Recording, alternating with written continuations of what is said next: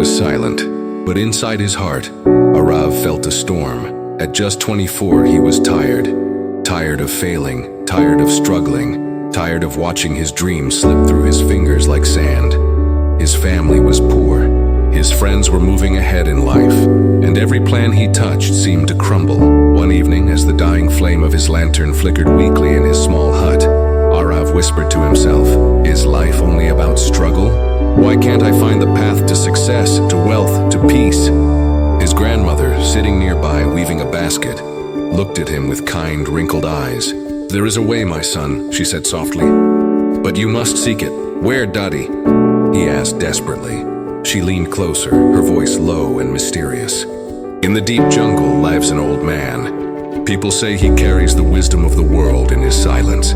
If your heart is restless, go to him. Perhaps he will show you the path." That night, Arav couldn't sleep, and at dawn, before the sun touched the treetops, he packed a small bag and began his journey. The jungle was alive.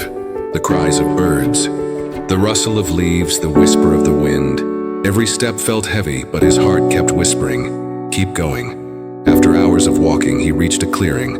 A great banyan tree stood tall, its roots spreading like ancient arms guarding the earth. Beneath it sat an old man, calm, still, timeless. Arav fell to his knees. "Great teacher," he said, "please, show me the path to success and wealth.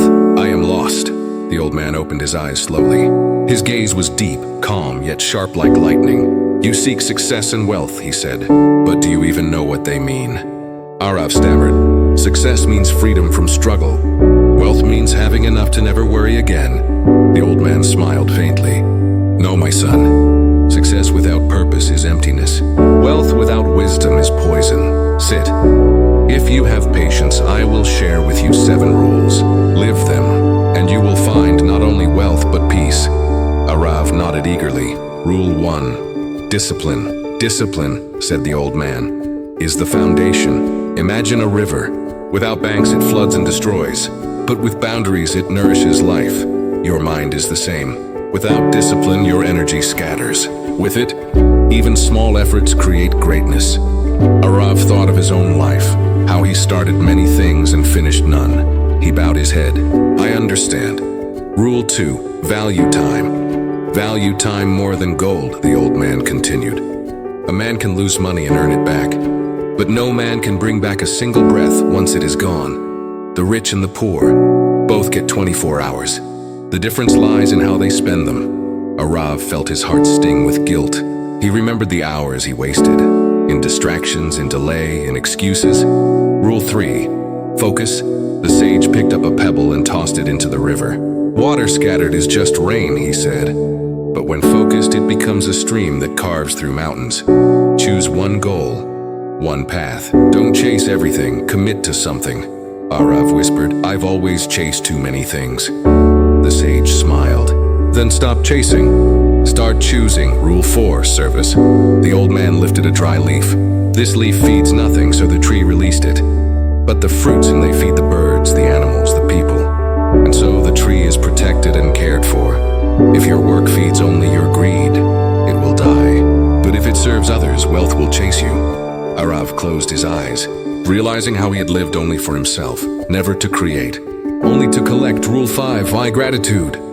"Gratitude," the sage said softly, "turns little into enough, and enough into abundance. A man who counts his blessings never feels poor. A man who counts his curses never feels rich." Arav's eyes filled with tears. He thought of his small hut, his father's love, his grandmother's care. All the things he took for granted were his true treasures. Rule 6. Keep learning. "The bamboo," said the sage, "bends with the wind and survives. The rigid tree breaks. The world changes each day, new challenges, new lessons. If you stop learning, you stop living.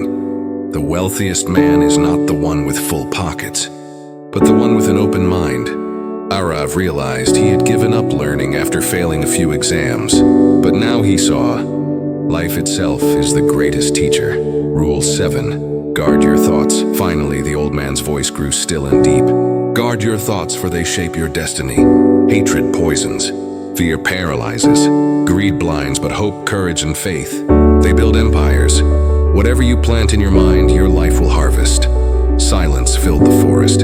Even the birds seemed to listen. Arav bowed deeply. Master, I came seeking shortcuts to success, but now I see the true path is within, the sage smiled.